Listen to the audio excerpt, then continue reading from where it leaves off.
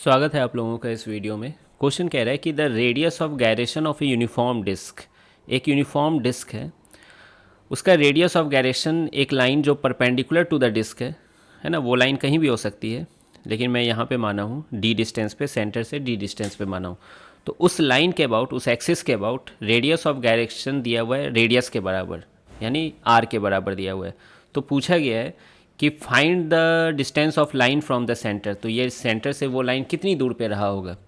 तो देखिए radius of direction का मतलब क्या होता है कि मान लीजिए कि कोई एक्सिस है, ठीक है, वो सारा मास जो यूनिफॉर्मली डिस्ट्रीब्यूटेड है, अलग अलग जगह रखा हुआ है, उस सारे मास को एक पॉइंट मास की तरह ट्रीट कर लें, तो वो कितनी डिस्टेंस पर रखें, कितनी डिस्टेंस पर रखें, है ना, उस डिस्टेंस को मैं के नाम दे दिया हूँ, है ना, इसी को रेडियस ऑफ डायरेक्शन कहते हैं, कि कितने डिस्टेंस पर रखें कि वो वही मोमेंट ऑफ इनर्शिया दे जो कि एक्चुअली मिल रहा था मुझे उस एक्सिस के अबाउट।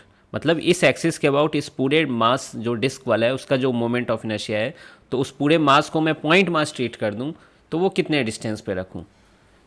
ठीक है, तो यही मोमेंट ऑफ इनर्शिया, तो आई इक्वल टू एम के स्क्वायर हो जाएगा, एम आर स्क्वायर।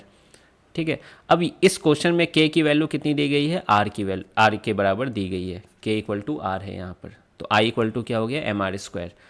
अब देखिए इसके अबाउट एम आर स्क्वायर और डी निकालना है, तो क्या याद आ रही है पैरेलल एक्सिस थ्योरम की, क्योंकि इसके अबाउट का मुझे पता है।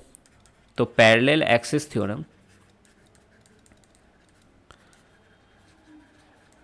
क्या कहता है, parallel axis theorem I equal to I C O M plus M D square, यही तो कहता है।